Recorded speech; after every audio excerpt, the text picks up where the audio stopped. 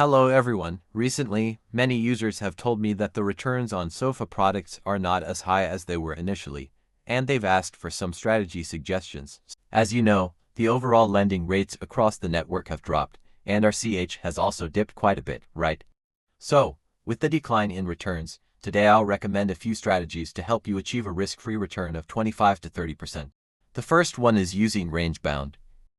And for range bound, you should buy the one with furthest maturity date, because the further it is, the more tolerant it is of the range. Of course, you don't necessarily have to buy the furthest one, but don't buy one that's too close. Let's look at one that matures in mid-July.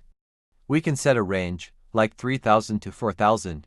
Using range bound, you can secure a base return with an annualized rate of 28%, paid in RCH. If it stays within the range, you can get an additional 6 percentage points, up to 34%. Of course, many people might not be satisfied and want higher returns, right? For higher returns, we can set a wider range of 3,200 to 4,000. This will give a higher return, about 10 percentage points higher than the previous one. If you think the upper limit can be compressed a bit, you can set it to 3,900 instead. This can get you close to a 40% return. If you want to push it further, you can get up to 42%. Well, some people might say that it's hard to predict both sides, and they fear a single-sided market movement. In that case, we recommend another strategy. You can look at bull trend, right? How do you do a bull trend or bull spread? Firstly, let me explain a strategy for the bull spread. You can set it as in the money. For example, if you believe that by the 19th, the price will not drop much, you can set a strategy like 3,200 to 4,500. Let's take a look at this strategy. We see a base return of 28%, and once it exceeds 3,200, you start getting additional returns. Between 3,200 and 4,500, there's a linear increase, and at 4,500, you can get up to 41%. Between 3,200 and 4,500, the return is proportional. So, your return curve will be smoother, starting at 2,800 and gradually increasing. At 4,500, you can reach up to 41%.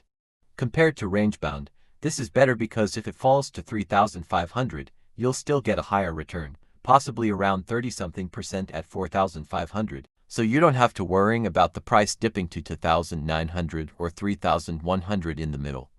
It's calculated at maturity. If you're doing a bull spread, I suggest setting it deeper, like in the money and out of the money. You can be bolder and set it at 3,200 to 4,000. Even if it exceeds 4,000, you'll still get the full return. Setting it at 3,200 to 4,000 will give you a higher return. If you see the 37% here, and wonder why it's lower than the previous 41%, it's because the wider range, like over 4,000, is harder to reach, so it naturally offers a higher maximum return. But you shouldn't just look at the maximum return but also at the overall return curve. With a bull spread, you don't have to worry about the price hitting 3,000 or 3,100. This way, you can eliminate that risk. Although the payout is linear in the middle, I think it's still acceptable.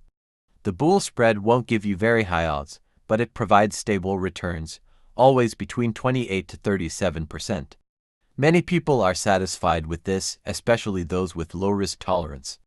I mean, of course, if you want to chase dreams, you can go for range bound.